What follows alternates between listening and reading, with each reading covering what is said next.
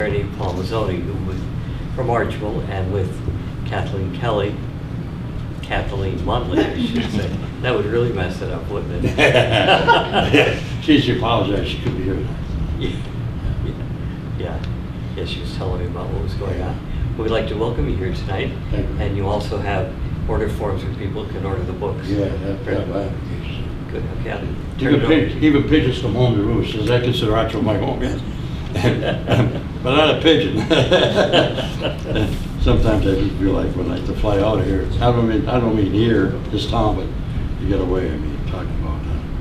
And I do appreciate the opportunity of speaking not only to people who are maybe interested in the book, but also to my townspeople that I've known for quite some time. Tom Clifford, you and Annie over here, Ronnie, my goddaughter, that I call her mother, Susie. Yeah, but that's good for your mother, not so much for you, right? And her husband, and some other people here that faces maybe I recognize, but the names don't come to me. It's I show you the book. Of course, there's a book on the floor here, but this is the way the book looks. It's a nice cover, a lot of good contents in there as well. These are applications for anybody who may want to take them. You get a discount if you order through the application here, and Amazon. You could get that on Amazon. You know,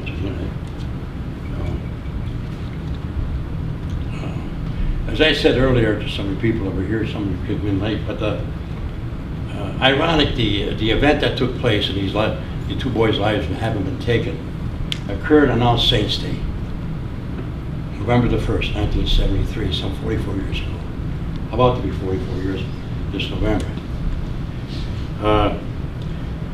During the Second World War, Roosevelt determined to begin the Second World War, December the 7th, 1941, as the beginning of they call it a day in infamy, such as what we had here, to taking the life of the two boys, a day in infamy to the residents and citizens of our county, and all of northeastern Pennsylvania for that matter.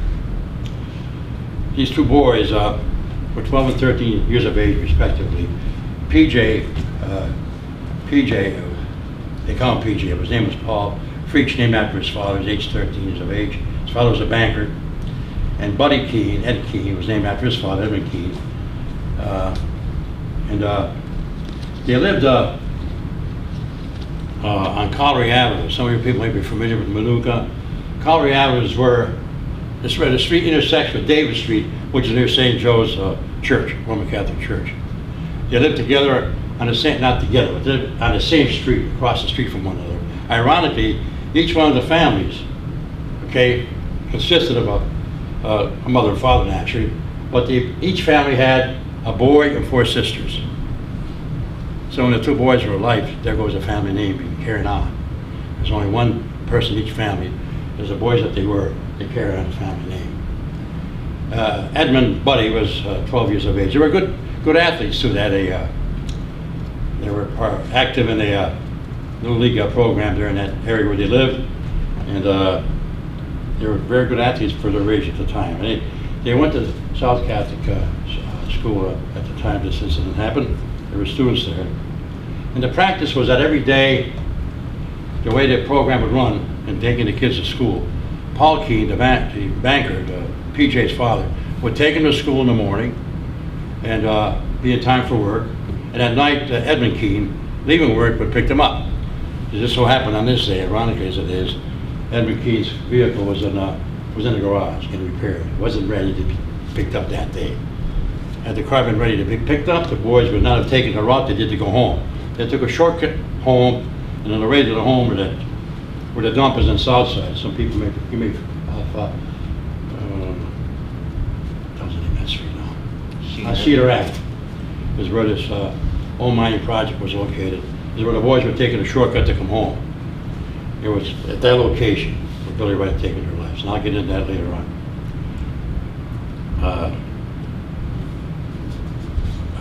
That was a format in the course of the boys being taken to school and come home. Now, there's a little bit of history I want to go over with you in terms of this guy, William Wright, Kurt the Killer. He was born in Collingdale, which is in Delaware County, outside of Philadelphia, 1937. He was a juvenile offender early in his life. to the point where they had to put him into a reform school, maybe the #1 reform school at the time. Some of you people may recall the name George Junior Republic. That's outside of Pittsburgh. George Junior Republic, to refresh your memory, they played Carbon Area for the championship some years back. A famous scoop shot that Theo Scoop shot at the end that won the game. But he was sent there to reform school, and he escaped. He got up. In the course of going out, he went to Pittsburgh. As I said, Georgia Republic was on the outskirts of Pittsburgh. He went there to see his aunt, and his aunt knew about the fact that they were looking for him and that he escaped. Knowing that, and knowing that she had no money available to give to him, or she refused to give it to him, he bludgeoned her with a hammer and killed her. So, with that, of course, he was sentenced for that incident to 8 to 23 years. So, after 8 years, he was released, okay, and on probation for the remainder of the time he would have served. Another 7 years had he been incarcerated for that length of time. So, 9 months after his release from probation, at the time, he was charged with attempted rape of a 12-year-old girl who was babysitting. He had heard about her location, talking to some people, went to the house and attempted to rape. Incomplete when he started, but nonetheless it's still an offense. And that was a signal, I mean, to all the authorities that this person had in mind young people. This girl was 12 years old. And so he was found mentally deranged for this offense, and the court ordered him to go to Fargo State Hospital, which was an institution for criminally insane. People who had mental problems and having committed crimes were incarcerated there for treatment. So today now, Fargo State Hospital is an SCI, they call it State Correctional Institution. They send people there to be punished, not to be corrected of any mental derangement they may be undergoing.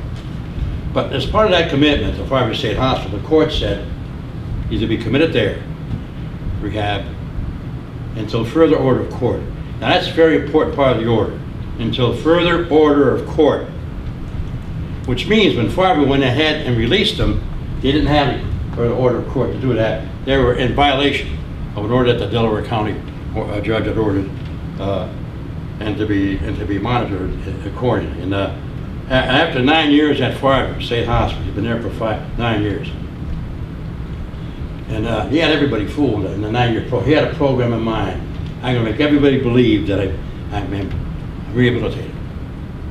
He had a plan in mind, doing it that way so that they would let him out earlier than when he was supposed to be let out. And all these psychologists and psychiatrists and nursing staff and all these other people were fooled by his behavior. Matter of fact, they made him a trustee after a period of time.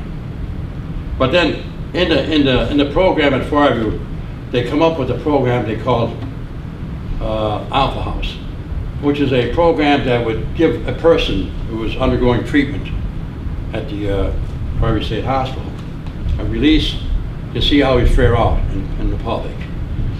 And in this case, they let him out in that program, Billy Wright.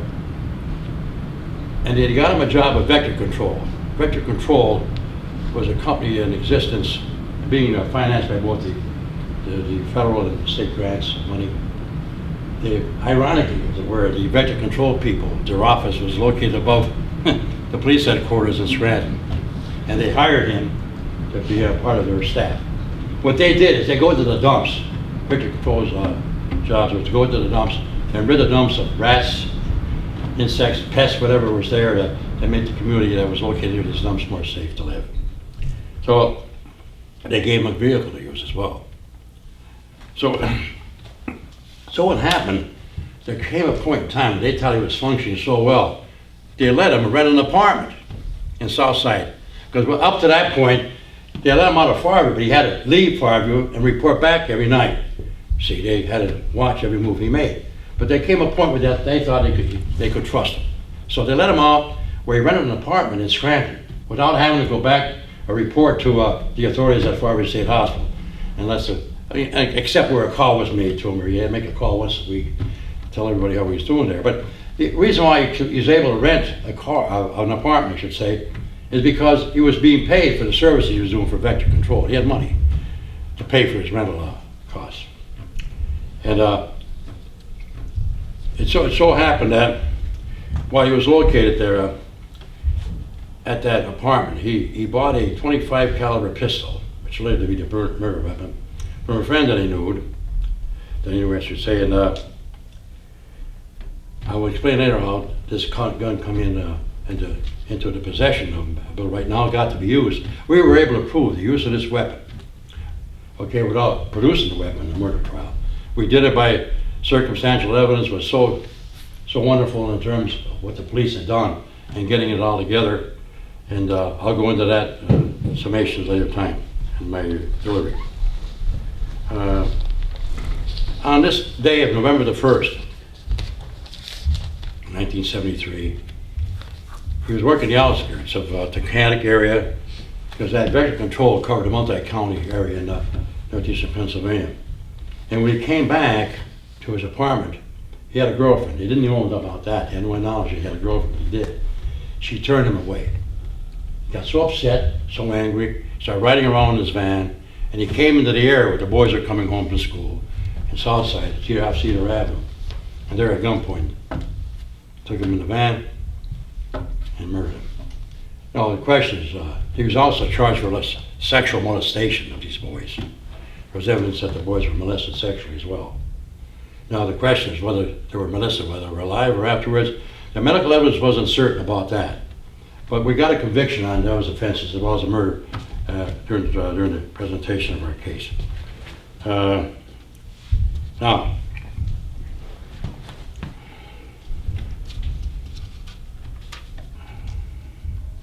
he took them at gunpoint into the vehicle, as I said, fired a 25 caliber slug into their heads. And I'm going to tell you how we were able to match the gun with those slugs at a later time. A week before this incident, there was a boy from Mount Rose who was coming home from Lock Haven on a weekend to see his brother play in a soccer game or some sports event. I think it was soccer. But on the way home, he was hitchhiking off 81. And in the area of Tompkinsville, if you know where that is, on 81 going north towards Binghamton, Billy Wright stops him going that way at gunpoint, brought into the woods. But you know, for some reason, he let him go. The kid just went away, and he never disposed of him like he did the two boys. Maybe because he was older than the two boys. You guess he worked on young kids, and this guy was maybe about 19, maybe 20 at the time. Too old for him to molest. You know what I'm saying there? So he comes into play as a big figure in this case. So I'll mention that. You'll see how it fits in later on. The boys. What happened? Oh, that incident, incidentally, where NASA was picked up and let go. When Billy Wright became a suspect, and how he became a suspect is because of the boys' bodies where they were found and so forth, and also the gun that he used. We had heard about the purchase of that gun. He saw the bullets were purchased at Billy's sporting goods store in North Scranton. You know where that is? In Providence, there's a sporting goods place. I think that Warholic boy was killed there, wasn't he, at that location? Right? Teddy Warholic. Wasn't it Teddy? Teddy. Yeah. Teddy. That's the same sporting goods store, incidentally, where his bullets were found to have been purchased in the records that were kept there by Billy Wright. 25 caliber bullets. The boys were missing for 4 days. But what he did with the bodies, some 25 miles out of Scranton, outside the Duncanic area, again, that region. I guess he might have been familiar with the dump that was there. It was a dump that a farmer had kept there, near a camping area. A camper broke camp after 4 days. And going to his vehicle, he saw on the top of the dump books like this, appear to be new. He went over to the dump, looked at them. He said, these are not new books. He put them in the vehicle that he was in to go home. His name was Joe McNamara. His brother belongs to our country club, and we talk about this every now and then. But he put them in the car, and on the way home he turns on the radio, and he hears a Freach and Keen boys still missing. Inside the book were their names. So with the books, where I was called in, we went to the city police, and met in the detective bureau. I questioned the man where they were found. We figured, you know, where the books would be found, more than likely the bodies would be somewhere nearby. So we went up to the dump. It was too dark at night to even begin to look into the dump as to the location, if they're there at all. So we arranged to get the police dogs from Wilkes-Barre. They were the only police dog, canine corps for investigative purposes that was in existence. So they brought their dogs. We used their dogs. We took items of clothing of the boys from their home, so they get the scent, you know. And when they put the clothing of the two boys and noses of the dogs that were there, they went into a digging process. You couldn't believe they just went start digging away. We knew we were on something at that point. So into the dump, turned all the debris aside, were the two boys' bodies, and a big red carpet rolled up into it. And that's about that, of course. And, but you know, the camper was so instrumental in locating the bodies of those boys. If you think about this, you know, he was so careful in all that he did. Why did he throw the books on top of the dump? He should have buried them with the boys, right? But this guy was tricky. Sometimes he even questioned law enforcement, see if they can come up with the clues he leaves around. That's how this guy thought. And maybe he did it deliberately. I don't know. We never was able to figure that out. But anyway, if the books were not found where they were, I would venture to say that to this day, those boys' bodies would not have been found. Ever. You know why? Because a couple of days afterwards, what the father had in mind, plow the dump over. So the more you would plow on top of the dump, the deeper the bodies would be buried. So lucky for us that the camper came about with the books that were found, finding the bodies where we did. And then what we did is took the boys' bodies to the Tyler Memorial Hospital. That's the hospital outside of Tunkhannock, okay, out Route 6. And the next day, that's where the autopsies were performed. We had the two boys' fathers there to identify the bodies. Boys' bodies had to be identified. And in the course of the autopsy procedure, the two bullets were removed from the heads, one bullet in each head, that is. And they were identified to be 25 caliber bullets, you know, matching at least the caliber of Bill's sporting goods store.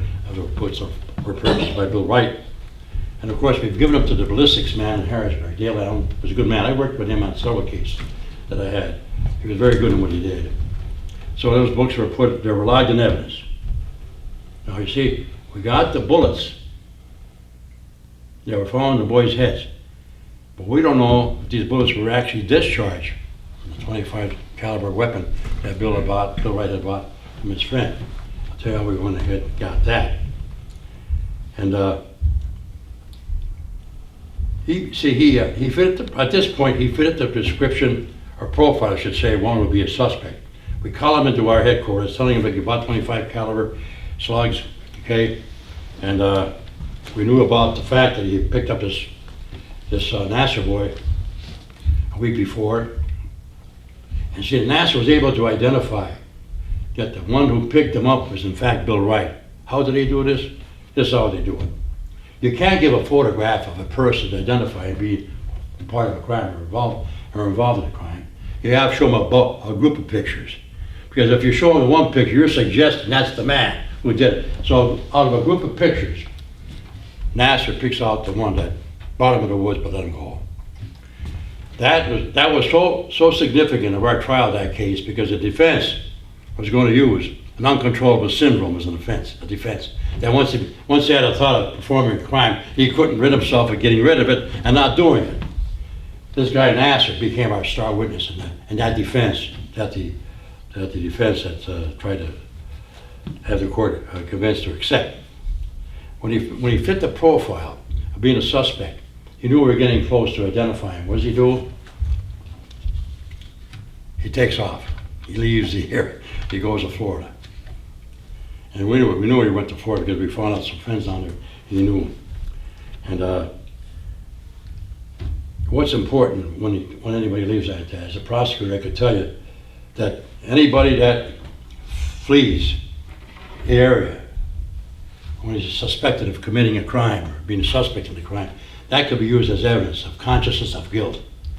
So the fact he went to Florida, that was another piece of evidence we had in the course of the trial of the case. We could show and prove to the judge that shows a consciousness of guilt in mind, and we used it. Because when he came back, he waived extradition. He didn't fight it. When we knew he was in Florida, he came into Pennsylvania voluntarily, and then he was put into the Dallas Correctional Institution out there. It was called Chase. People may be familiar with that. And at that location, one of the state police officers we dispatched down there to talk to him, he confessed. He confessed to committing crime. So we had somebody there. Now, before we made the arrest, we went to the person that sold him the gun. When the guy bought that gun, he practiced with it. He wanted to see how it worked. And up in East Lemon in Wyoming County, East Lemon Township, he took us to the location. We fired the .25 caliber pistol into the tree, white birch tree, small tree, it wasn't a big tree. And we saw the bullet holes in these birch trees.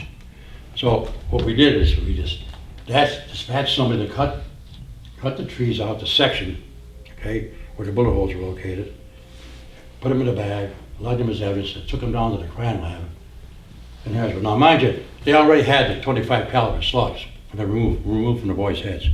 So what the mission was there is to remove the slugs, the .25 caliber slugs from the birch tree to see if they could make up a match of the bullets that were removed from the tree, from a pistol that was ultimately in the hands of Bill Wright, to see if there was a match. And Dale Allen, the ballistics man, found a true match. And the bullets removed from the tree being identical to the ones removed from the boys' heads. Let me tell you how this works.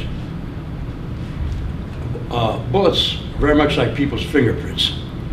When a bullet leaves the barrel of a gun, there's rifling inside the barrel of the gun. It makes certain marks that are unique to that weapon. All the rifling marks inside of a weapon are not the same. Every rifling mark in the barrel of a gun sends off its own fingerprint markings, if you would. They call it lands and grooves. So those lands and grooves, you can see them under the microscope, match perfectly. And then we knew we had not only the person that killed the boy, but also the very weapon that he used to do it. And that's very unique, but usually, because you have the weapon, you have to produce a weapon in court in the case to make out your case. In this case, through the connection of the chain of custody, as we were able to establish, we were able to connect the firing of that weapon that was once in the hands of Billy Wright that took the lives of those two boys.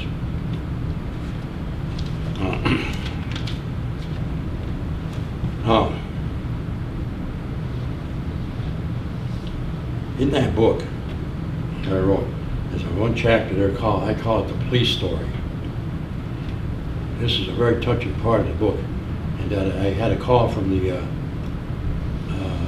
captain of the detective bureau of the Scranton Police Department, Frank Karam. He said, "Paul, I'm having a problem with one of my police officers. I got to come and see it."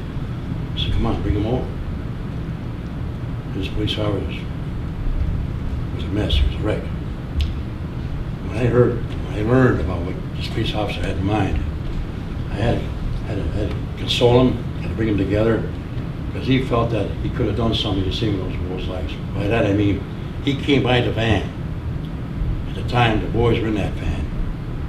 Okay? When Billy Wright was outside the van, not inside the van, of course, talking to the police officer. And they had some kind of exchange. And I don't think the police officer at the time was on duty. First of all, he didn't have no problem because looking in the van anyhow. He had no reason to suspect that he'd taken the lives of these two boys.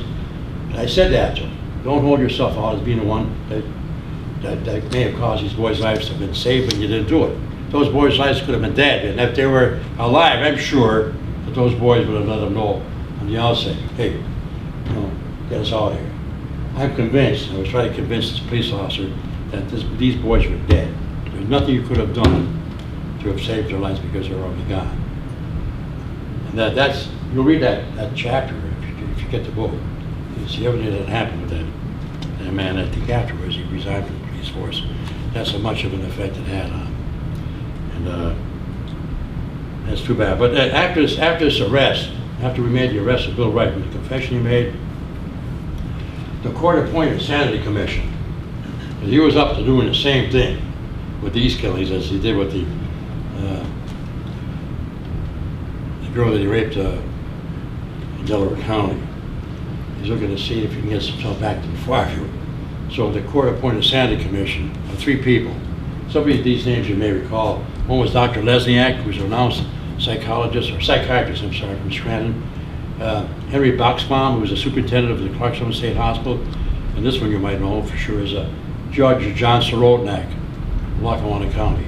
These 3 people constituted what they call a sanity commission. This is where we won our case, because if we failed in showing that this man was not of the right mind, was of the right mind to be tried, if we failed to do that, we would have been back to Fairview, and God knows what would have happened again. There could have been a repeat then, what took place earlier, and caused another person's life to be taken. After we presented our case, our evidence, the sanity commission says this man's sane enough to be tried, and he can stand now. Now he can stand trial. We won our case. That was the biggest part of our case. That if we didn't get over that hurdle, we would have had big problems later on with it. So then what they did is they moved for what they call a change of venue. A change of venue is a triangle of a case outside the area where the crime was committed because too much publicity. People know too much about the case by what they read. You know, people are, they take anything that they read to be factual. I know it's true. Why? Because I read it in the paper. Well, you got to depend on what's in the paper. Right? We have a guy here from WNEP, right? That sometimes reports are made that are not quite on. You're only giving what you think is your own input on something. And so with that, rather than fight the change of venue, I went along. I don't want to try this case twice. Once is enough. So the case was transferred to Bellefonte, Pennsylvania, which is the county seat for Center County. People have been in Bellefonte, nice town. They call it the town of governors. I think three governors came out of the little town of Bellefonte. Nice community, and their courthouse is very similar to what the courthouse looks like in Mount Rose, up on the hill to the same setting, it seemed. And I use the DA's office down there. It was my office because I was out of town. His name was Charlie Brown, believe it or not. Not the Charlie Brown of the Peanuts comic strip. But he was very nice to me with it. And the judge was Paul Campbell. He was very nice too, you know, in trying the case before. I remember one of the reporters after we got what we wanted out of the case, we presented to the judge. So what did you think of the judge handling matters? Did you like what he said and what he did? As in his name, Campbell Soup, good. He was good in all he did. I'll tell you what happened in that case. You know, he took a plea of guilty. But the court had to decide for the evidence that we were going to present. When you take a plea to a general charge of murder, you're not taking a plea to any specific degree of murder, first, second, or third. You're just saying plea to the general charge of murder. It's up to the judge to decide the degree, first, second, or third. So after we put our whole case in, he threw us a curve at the end, the defense, and this is what they had in mind. They heard our whole case, and before they put on their case, they made a motion to the judge to change your plea from guilty to not guilty. And use it as a defense, the uncontrollable syndrome. It's a psychological, psychotic term that some people refer to, but in the law you can't use that as a defense. The only defense that's recognizable, that could be used as a defense to committing of a crime from the standpoint of an deranged mind is what the McNaughton rule says. You didn't know the difference between right and wrong. If you're of that frame of mind where you can't tell the difference from right and wrong, you can use the McNaughton rule as a defense of the crime you committed, but not uncontrollable. That uncontrollable syndrome won't fly. So we use evidence to show that in Pennsylvania you can use that. And this is why he went along with changing his plea to guilty to a general charge of murder to using it as a defense, uncontrollable syndrome. Now, why I say this Nassar boy earlier was a key to our case is because we produced Nassar because they use this as a defense, and that, as I said earlier, once you make up your mind to commit a crime, nothing could hold you back from committing it. From your state of mind, you've got to commit it, finish the act. Well, he didn't do it to the boy, Nassar. He let him go. So with Nassar's testimony, that blew a hole in their defense of the uncontrollable syndrome. So the judge invited a defense of uncontrollable syndrome. But they were trying to use it to mitigate the offense as well. They knew that they couldn't get away with the murder charge completely, even with the uncontrolled defense of his mind. He was trying to get it down to maybe second or third degree murder. First degree would put him in jail for life. See, in Pennsylvania at the time, I was a DA, they had no death penalty in place. What death penalty they had in place at the time was declared unconstitutional by the Supreme Court. But what they didn't do, they didn't substitute it with a new one. You know? And what I had to deal with what was there on the books at the time, which is life imprisonment. So at the very end, after our evidence went in, our trial was put on, and after whatever they had in mind to put on, they had some experts that testified, but they weren't that effective. The judge found him guilty of first-degree murder, and he was about to sentence him to 1 life imprisonment with the other to run concurrent. I want consecutive sentences, because I want to make sure this guy wouldn't get out. But I said to the judge, I used this as an argument. I said, how am I going to tell the families that one son's life was worth more than the other? You got to treat them as being the same. I want 2 life sentences. And I also want him to be sentenced on the sexual deviant intercourse. So he got 2 life sentences plus an additional 40 years. He'll never get out, that's for sure. And with no parole ever to be available to him, no probation. And he died a few years ago. Died in jail. I wish there were the death penalty in place, because I would have pulled that switch. Believe me, I would have done it. It was a terrible thing that guy did. It was a strange dude, I mean that. That's about all I can say about the case. I don't think anything else comes to mind. I don't know if I missed something. If I did, it's all in the book. so then you can pick it up. Yeah, sure. You said they changed the venue. Was it a jury or case?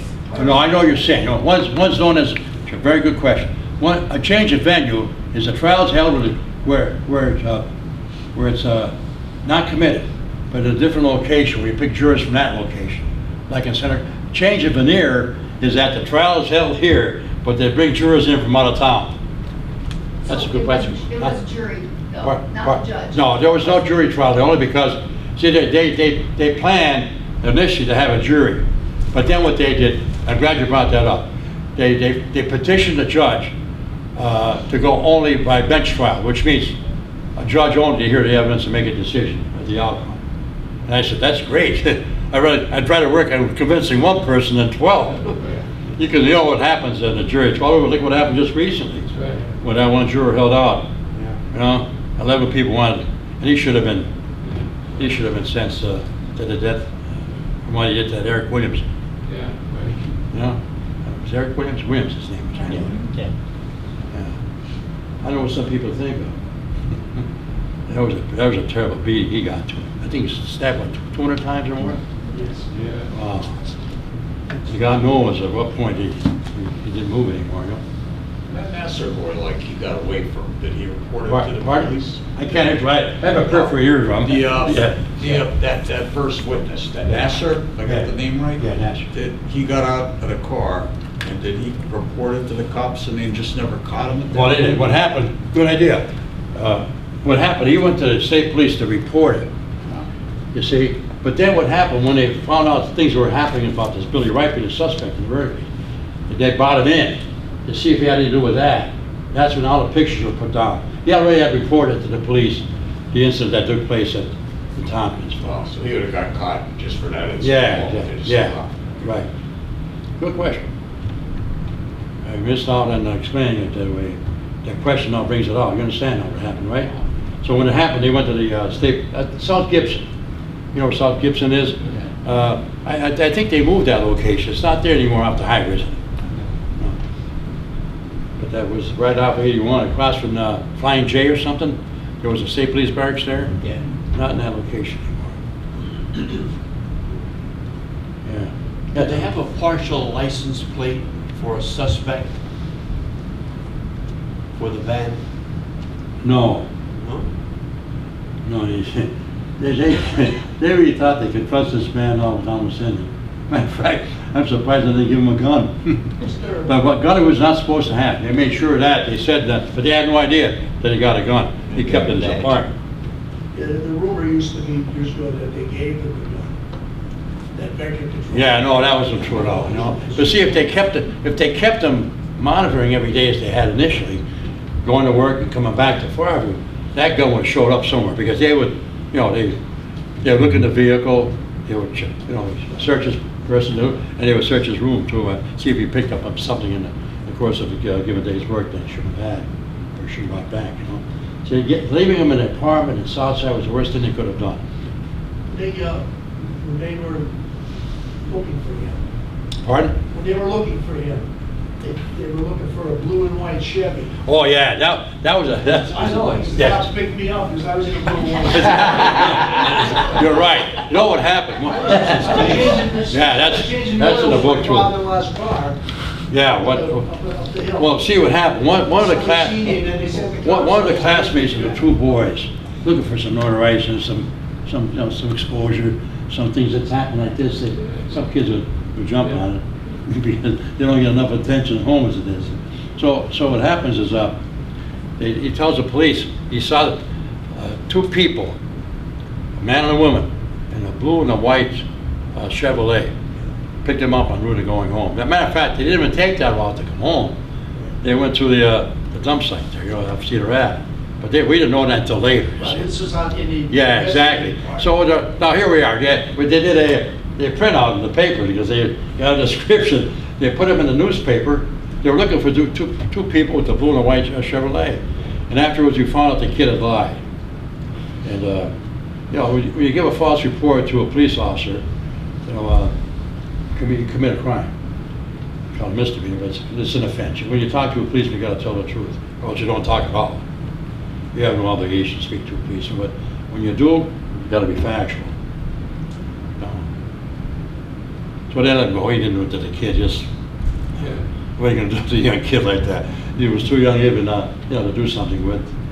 We told him what he did was wrong, and let him go. Put him in the hands of his parents. And that was the end of that. But that's right. That's a good point. We're on a goose chase looking for a blue and white Chevrolet and two people. And the way he gave a description of the two people, we were able to draw. Yeah, that's what he looks like. That's what she looks like, a man and a woman. But it was never a factual thing at all that happened. I felt sorry for that kid afterwards, you know, and cried and everything like that. He knew the two boys as well. You can't punch. More than you can punch already, losing two friends. Yeah. These are, I have them up here at the table if you want to take a form. You don't have to in the book. There's nothing in the book that we get on, so I want you to know that as well. Whatever funds have been realized is going into a fund for these two boys. And the parents of Buddy Keene are dead, Dorothy and Edmund. Dorothy and Ron worked with my mother up at Daystrom. Oh, yeah. One of the key boys. When I walked in, what's Caroline Mazzoni? This is my mother. Oh my gosh, she says, I worked with her at Weston. I think it was Weston back then. They had so many names, I can't keep up with it. Right? Ray, Flumberger, was it Lockheed Martin, right? Yep.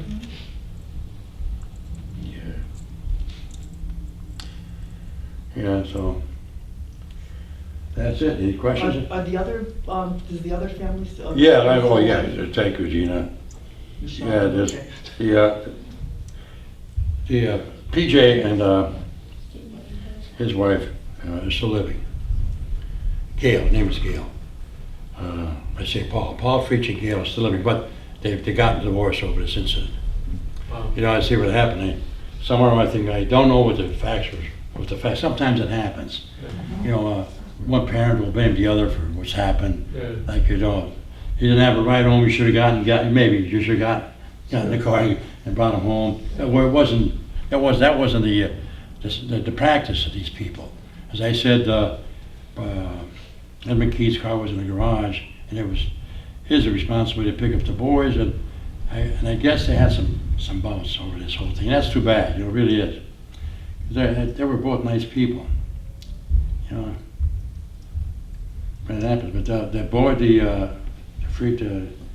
Key boys' parents are dead, and the Freach boys' parents are still living, but not together. They're divorced. And Paul Freach is a banker, nice man. He's now retired. Once in a while I run into him. You know, that's a terrible thing to happen. You know? And you know what the terrible thing is, they were the only boys in the family. They carried the name of the family, you know. I ran into one of the one of the Keen's sisters at one of my presentations at Lackawanna College, and I made remarks at the Bar Association last year, and you know what? I didn't realize that this guy was so artistic, you couldn't believe it. He'd take a piece of metal from the metal shop they had at Fargo at the time, and he'd make animals out of it. A lion, a giraffe, elephants. You ought to see the result of what he's able to do with his hands. And then as you people out there with a pencil up here, you'll sketch you and make almost he took a picture of it right on a piece of paper. He did something that I couldn't believe. I never saw that. I saw everything else he did because of course, the investigation, I went up there and saw everything that this guy was involved in doing. But Andy Homish, remember Andy Homish, Minor, the TV man? I didn't know that Andy had a contract with Fargo State Hospital. He go up there to fix their TVs and so forth. Well, this guy, Billy Wright, got to know Andy so well that he said, I got something I want to give you. And I should have picked it up and showed you. You can't believe the picture that he made of the Last Supper, the 12 apostles at the table. Out of aluminum, glass, and paint, and a frame. You ought to see that. Couldn't believe what he did with it. With aluminum, paint, and the glass, and a beautiful frame around it. All the 12 apostles were sitting at that table. It looked so good, so real. If this guy put whatever, talent he had, things like that, he got a long way. Something positive instead of something negative as he got involved with. Because he had a lot of talent. Very smart. His IQ was really high. 145 or something like that. He had a high IQ. And that's what they say about some people like this.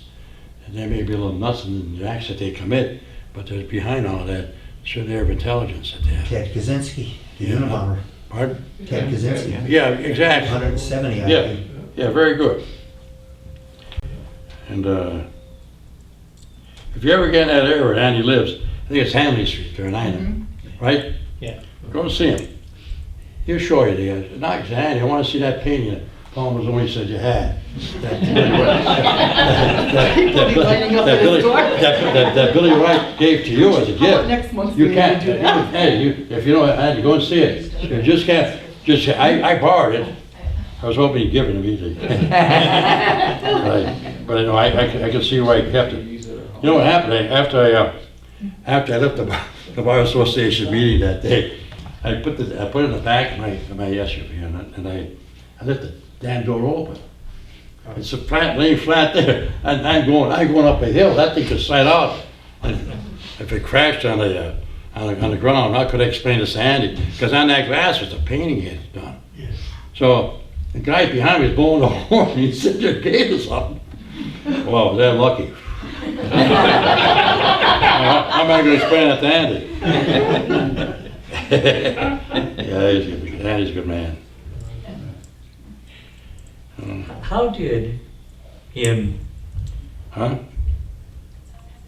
him pleading guilty, so by pleading guilty he was admitting to the crime, how would it be possible for him to switch to not guilty?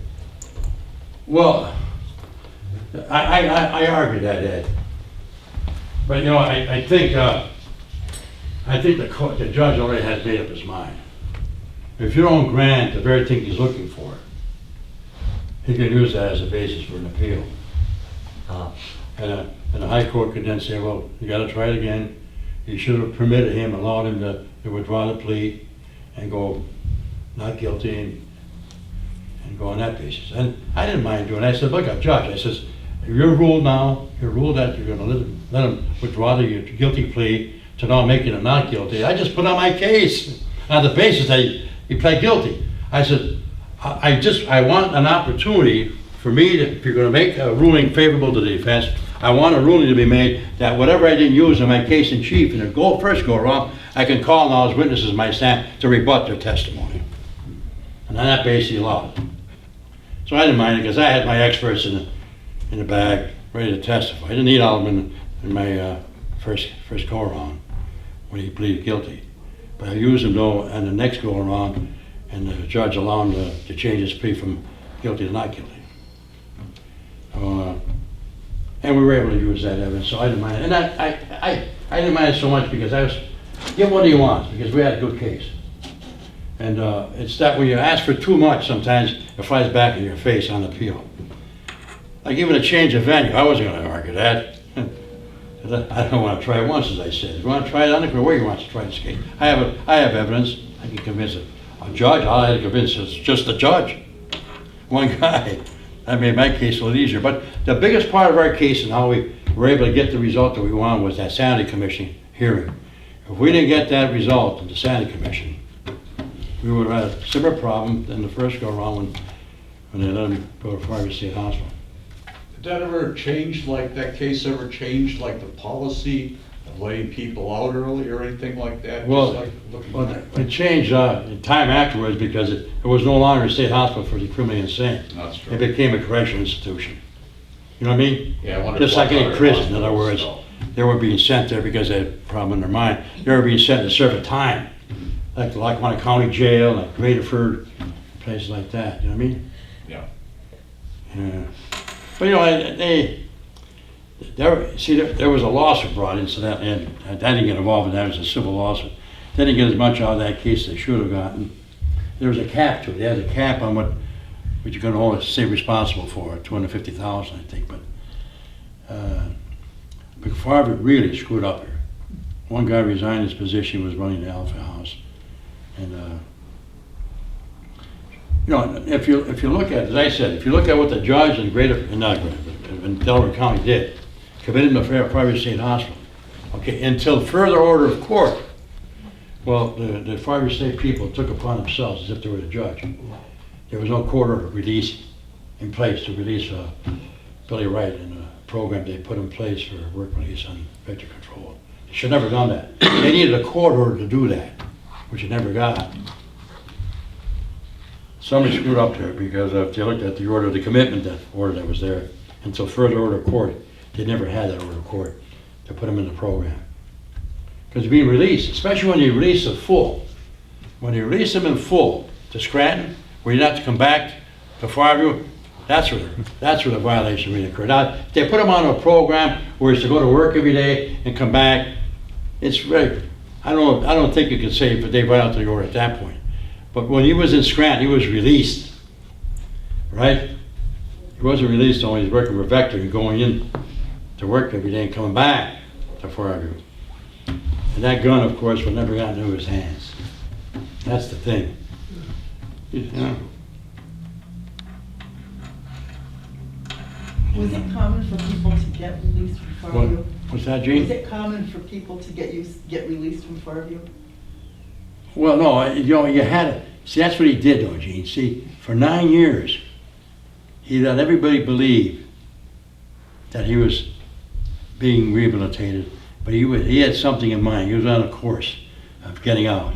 Just as he was on a course of getting out for the sentencing of 8 to 23 years and killing his aunt. He behaved real good then, letting everybody believe he could be released. Otherwise, he would have served the initial time that he was sentenced for. He was tricky in all that he did. He had a plan in mind in everything he did. He had a course of action that he did to get him released one way or the other. And, you know, you deal with experts there, psychologists. I forget what the guy said, the guy was up there now, what his name was. But you have a staff of medical people, nurses, doctors, psychologists, psychiatrists. And in order to convince these people that you're okay now to be trusted, you know, you have to be the greatest actor in the world to do that, because they can pick up people like that in the course of their actions. You know, to the point where they made him a trustee. Like he was helping these guys rehabilitate some of the others.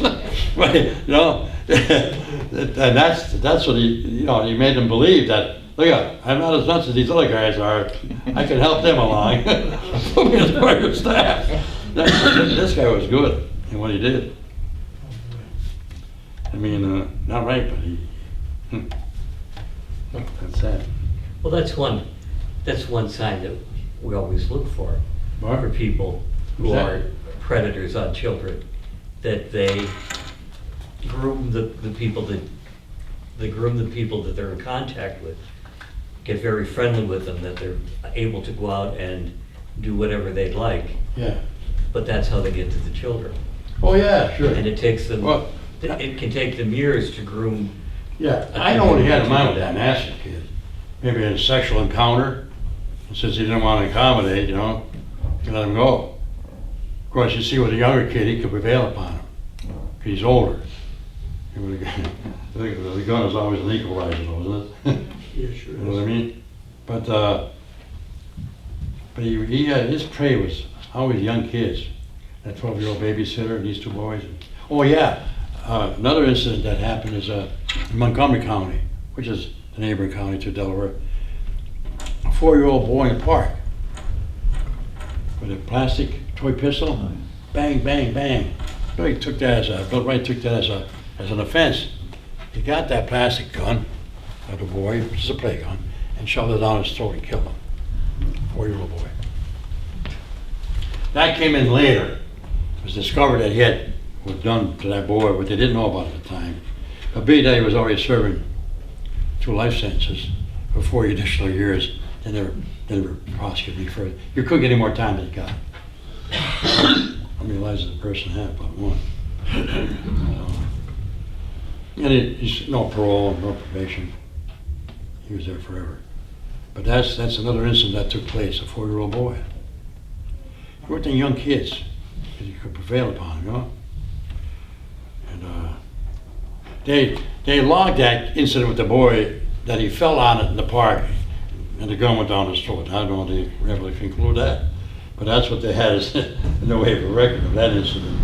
And that's why they never took it any further. When he opened up on that, and it was another unsolved case that became solved, but that didn't go anywhere. What made you decide to do the book? Pardon? What made you decide to do the book? Well, I tell you what, yes, there wasn't too much publicity on it while we were trying in Bellefonte, because it was in Bellefonte. I know it's maybe other things that were happening in our county, but we didn't get, and that the true facts that we were able to present were not told to the people in our region. Because, normally what happened in the case, reporters are in there and they're taking everything down, next day it's in the newspapers, or on TV, radio, whatever. But there were no reporters down there in the course of our, they knew that what we had in the way of confession, but they didn't know how this whole case came about, how we were able to break it, solve it, and really, I mean, that camper really led to our identity of the person perpetrating it. You think about this, it's way out of the sticks somewhere. Who the hell would think to take the bodies here? That was in Halcoa, right? Pardon? Halcoa. That's right, that's the camp. That's the camp. Exactly. You got it. There was a camp nearby. Yeah, but you wonder also, what was the camper doing out? I mean, in November the 1st, it's kind of late in the year, right? Yeah. But whatever he may have been doing there, and going to his vehicle to go home, past the dump, saw the books, you hadn't seen his books. They were buried just inches underneath the debris. They didn't have to be buried too deep as the bodies were buried. The books will never been seen. Their names are in there. That was another good thing that we found out. The identity of the 2 boys, connecting with the books in the dump. And there was also a pair of glasses that were found along that dirt roadway going into the dump, which belonged to one of the boys, I think, Edmund Keene. Yeah, he had glasses. They were his. His brother identified those glasses. Sad thing. Yeah, the stories were about the mothers, and especially the mothers, they were really bad. I think the fathers too, Paul, Freach, and never, Gail. Hard thing to imagine bad things like this could be to a family. And for the days that they were able to find the bodies, all these kids were home from school, they were afraid to go to school, or were being kept at home. You know, the FBI doesn't come in on the missing, of a missing person. They can't, there's a rule. They don't get involved in trying to locate a missing person until 24 hours has elapsed. After that, they can get involved. That's the standard practice. After that, at 24 hours, they're out helping us trying to find the bodies. You know? It's almost a miracle, I mean, when you think about it. I mean, find those bodies in the dump where just, you take that out of the mix, we had no case. And God knows, this guy Billy Wright would be, how many other bodies, how many other people would, whose eyes he would have taken? Was there a reward offered for that guy? Yeah, there was. There was a reward for leading to the identity of the person, yeah. There was a little fight over that in court too, and finally that was resolved. 2 people wanted to get the reward money on that. The hitchhiker, didn't he? Huh? The hitchhiker got it, didn't he? Pardon? The hitchhiker got it, didn't he? Pardon? The hitchhiker? Yeah, that guy. Yeah. And even the other side of the case, there were 2 people who wanted to get that reward, and but they decided to do this, they split it. Yeah, they settled by splitting it. I don't know how much there was, maybe 15 or 20,000, something like that. There wasn't that much. It wasn't 50 or 100,000. It was either 15 or 20,000 $. They went to court on that. And Who was the other person? Pardon? Who was the other person who wanted it? I don't know. Oh. There was I know the Nasser kid was part of that, and I don't think it was Joe McNamara, because he was made that way. He didn't want any more money. Might have been the guy who ran the sporting goods store, who kept the record. Warholic wasn't working there then, it was long before he ever got there. He may have wanted some of that because his record showed that the weapon, the bullets were powerful. He made a buck on the bullets he sold. How much more money than one that made? The reward wasn't something he was entitled to, but they settled. I don't know who got more than the other. I wasn't involved with that. But you're right, it was hitchhikers. It was always one of them. Nasser. Yeah. You had some other famous local cases, right? I think I remember you shutting down Harry Sugarman for Sunday sales. No. Is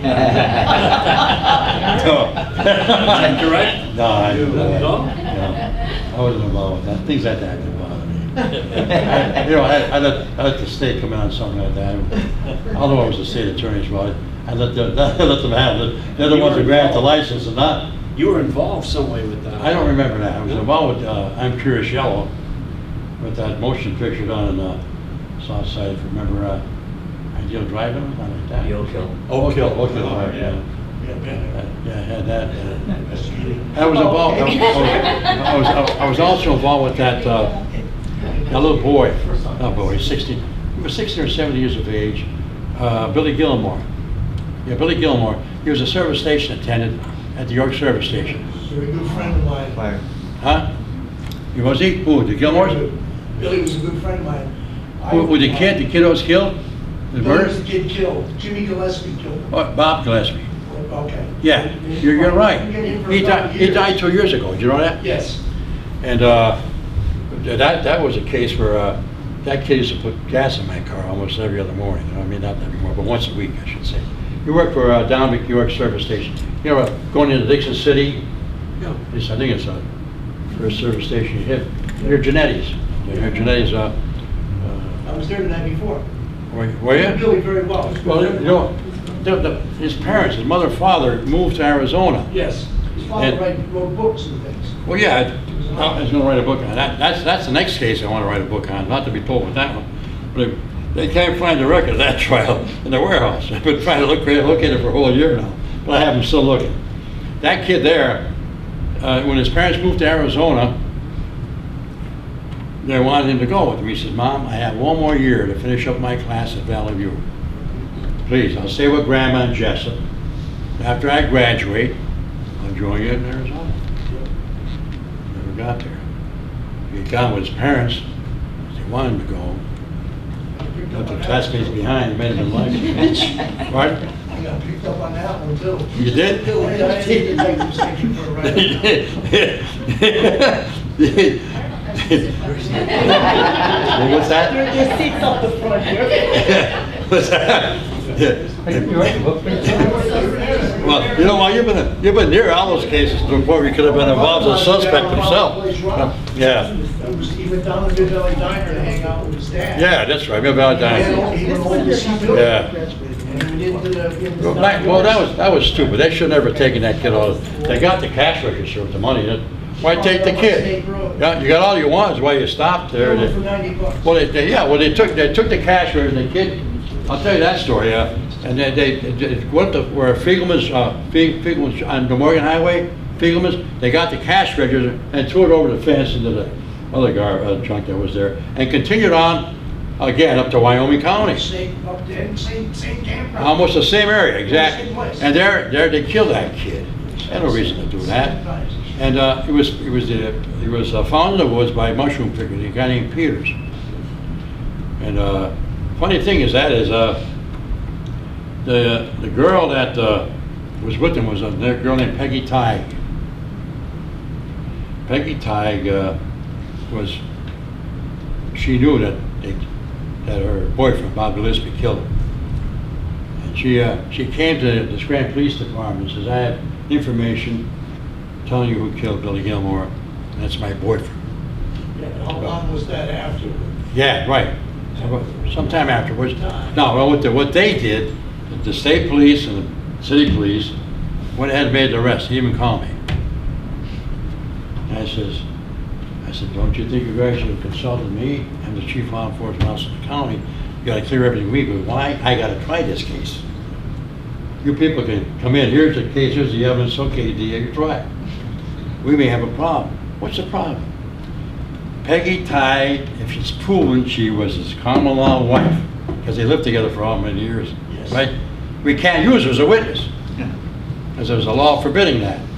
A spouse can't testify against another spouse. And you can prove the spousal relationship by way of a common law marriage. Oh, we didn't know that. The reason why you didn't know is because you didn't call me. Now, you left me something here I may have to dismiss or discharge because I can't try to. The only evidence you have is this girl's testimony about what she knew about happened. And then now, I got the break of a lifetime. I got a call from a guy in the jailhouse. His name was Ed Ziga. I tried him. You know Ed Ziga? I know. No, Ed Ziga was serving a period of time in prison because I tried him and convicted him of burglary. Yeah, I know. Right? No, he didn't. I tried him. He's in jail, serving time that I tried, and he went to trial on that case. And now Ziga calls me. What does this guy want? Can't put him in jail. He says, Paul, I want to help you. You want to help me? What I did to you? So he says, this guy, Bob Gillespie, came to me and he offered me a deal. He wants to pay me money. We're getting somebody on the outside to dispose of Peggy Tighe. He doesn't know that I can't use her as a witness. He's thinking she's going to bring him down, you see. Okay, the law says wouldn't allow me to use her as a witness. If they were able to prove what I did, though, see, the common law issue went before Judge Cozy. We won that case. No common law marriage. Now she becomes our witness, right?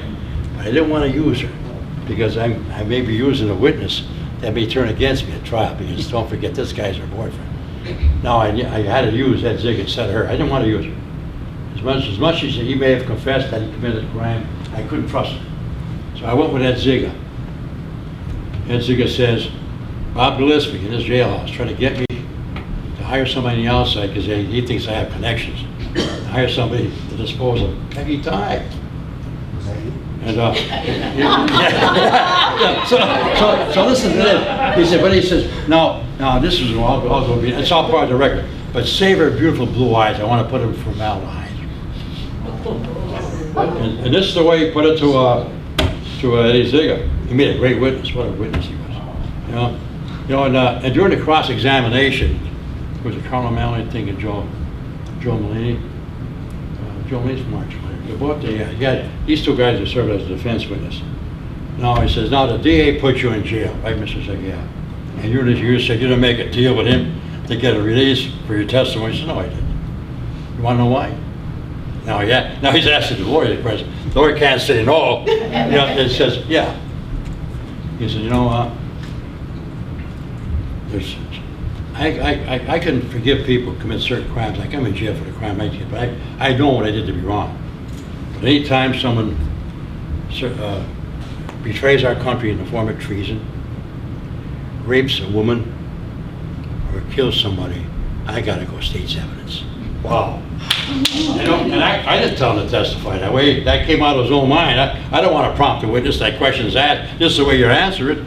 He gave an answer to that question. It was beautiful. Beautiful. And you don't never ask a question on cross-examination that you don't know the answer to, because you could be surprised at the answer. Sometimes the best cross-examination, as I learned at Georgetown Law School I went to, the best cross-examination is no examination. Because when you're going to question, you're only making their case better. The answers they're going to give. So I'm looking for that record. If I get that record, there's a lot more to that when I'm telling you. This is capsule form, more or less.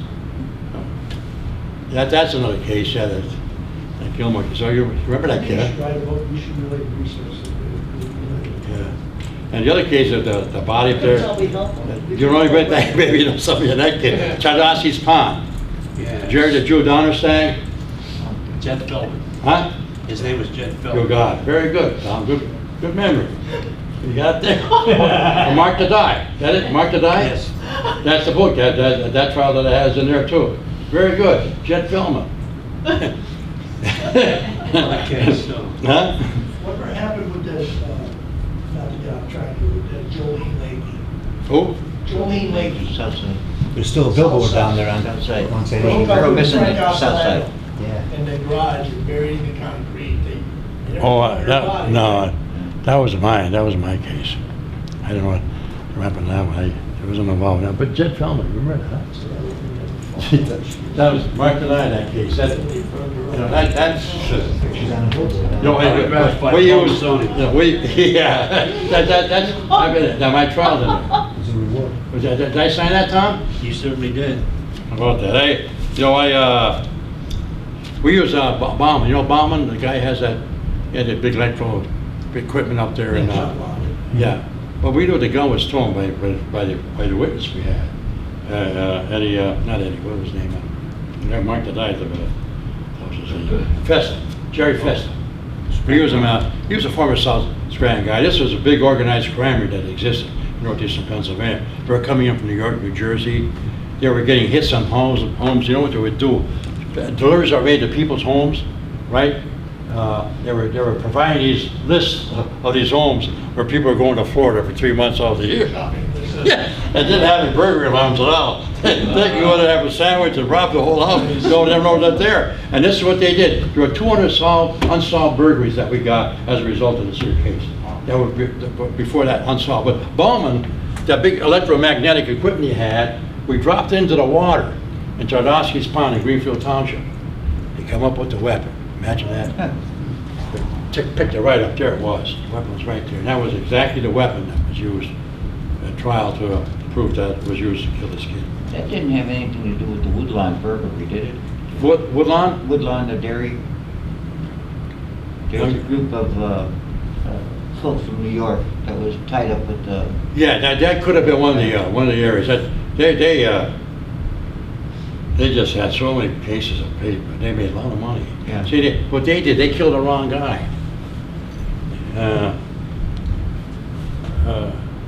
They thought he was snitching on the police. It wasn't him, it was somebody else. They realized that after they killed the kid, young guy. And what they did, they dumped him into the Chardowski's Pond in the middle. And when they got him, they finally covered his body. How they covered? One of my classmates at the University of Scranton. Well, he's standing on the shore there. He sees something out in the middle there. Looks like a big turtle, you know. So he gets the boat, he goes out there, and with the oar, it's with the underside of a turtle being white. That thing flips over, the face shows up, a human face. He went back to shore like he had a motorboat. The name is Gene Teller. Gene Teller, a guy I went to school with. He didn't want to testify. Gene, you got to testify. You're not telling who committed the crime. You're telling how the body was found. You found it. Whose body? Whose body? What body was it? That was Jet Feldman. Jet Feldman. See, they thought it was Jimmy Flood. Jimmy Flood was missing for a time. Remember Jimmy Flood, the famous Jimmy Flood around here? He was involved in a lot of things. Remember him? I think so. Yeah, Jim Flood. They saw the, JF, Jimmy Flood. Yeah, we found Jimmy Flood, but the identity wasn't him. It was somebody else, of course. But he was out of New Jersey. This kid was. See what they did? They had, after he was shot, they started revolving the bullets were in the cylinders. It went like this, right? And they threw it into the lake. Why he was doing that is to get the bullets out of sequence. That can't be the weapon that killed the kid. The bullets are not in sequence. And we were able to show by putting pressure. You put pressure on a revolver, okay? Don't do it with bullets in there, but with the revolving, all you have to do is just put pressure on that trigger and hit that, and that thing will spin. You don't have to snap it for the revolving thing to go around. Just put pressure on that trigger and hit that, and that thing will spin on you. And that's what they did. They realized they got the wrong guy afterwards. Too late though. Jerry the Jew Donnerstein. That was a change of venue in Wilkes-Barre. That's the first murder conviction they got there in the time we tried that, 30 years. But tried it before Judge Sandro. How about the Russell Loomis case? Remember that, Carbondale? Oh, yeah, you mean that? Loomis, I think they made. Yeah. Yeah. You know something about that too? You can be a professional witness, The huh? name Manfredi been involved in that. Was that? Manfredi? Manfredi, yeah. He was involved. Yeah, he was. Yeah. A lot of crazy things went on during the right time there. Instead of interviewing you, Tom, we're gonna do him next. I have one last question. Isn't Wright buried in Archibald? Who's that? William Wright. No. Billy Wright. No, he's not in Archibald. I think he's buried in No. up on the hill. Ain't done another one. A lot of rights are on, but they're the wrong ones. Yeah. Paul? Yeah. No, he's not here. Yeah. Jet Feldman, that murder, he was buried up in the Archibald Cemetery. And I remember that you pulled a fast one on the defense. You had the body exhumed, and they didn't expect that. Do you remember that? Oh, yeah. That was a body. So you want to be around when that happens. You know, then that makes you start believing in cremation. Yeah. Your cousins do that, Tom? Dr. One of your Cummings cousins? did the autopsy on that.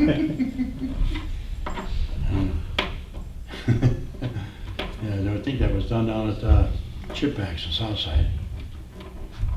I had my first assistant, he left. He didn't want to see that. Cody Brooks. Cody's a good lawyer too. Yeah. I had a good staff. I had a good staff of lawyers.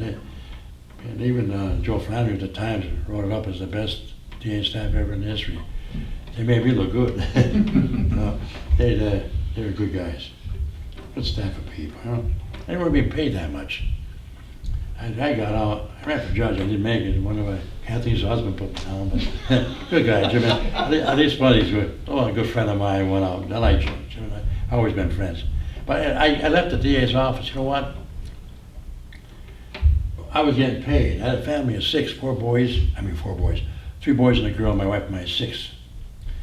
I was paid $13,500 a year. Can't live on that. So in my second term, I got paid $18,000. A little increase, but still wasn't enough.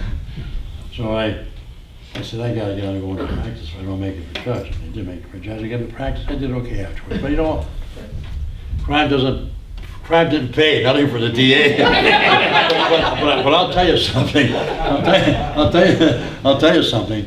You know what that pays today? Oh, I can imagine. $175,000. Yeah. And the judges get $176,000. They get paid, the judges, $1,000 more than the DA. And you know, being a DA, why did you want to become a judge? Stay with the salary, $175,000. You don't have to try the cases. Sign all the cases to your assistant. And they have like 40 lawyers. I only had 6. Yeah, 40 lawyers. They have a staff, geez, some of the other people, detectives, and sometimes I don't know if that's even called the part-timers, but they have a big staff of people. It's a big operation today in terms of a staff of people. You know, they have the confiscature powers. Confiscation. they can pay for their own overhead. Because anything that, if a car is being used to transact the drug business illegally, they take the car. If the transaction is being taken to someone's house, they take the house. You realize how many of those they could liquidate the cash, put in their account? We didn't have those powers back then, you know. So I mean, they can finance their own operations by what they confiscate and liquidate in cash. Hey, but it is what it is, and it was a good experience. I liked the work. I went to law school to become an FBI agent, and when I had the opportunity, and that lawyer asked me to Republican, I was Republican in Democratic County. And I was lucky. I was. It has to be right place, right time. That's how it works in politics. You know what I'm saying? I was going from door to door, knocking every door, meeting everybody, laying out my program. I had a program. I made more arrests in election fraud cases than any DA before me, and that was my plan. That was my program. I cleaned up a lot of illegal elections around here. I tried 6 cases. I won 5, lost 1. The one that I lost, I talked to the jurors afterwards. Oh yeah, we knew he did something wrong. It was only 1 vote. Well, that's all I had to have evidence. That 1 vote you took away from that person. She was offended, the other woman. She moved out of town after that. Oh, I'm not staying here. That's the way it works. The system works. I mean, you never judge a DA by wins and losses. You have to determine whether or not he treats everybody fairly, and justice is what he really serves. I want you to know that. And you never put wins and losses like Yankees and the Orioles and the Red Sox or whatever. It's a case of whether you served that job with trustworthiness, honest and fairly.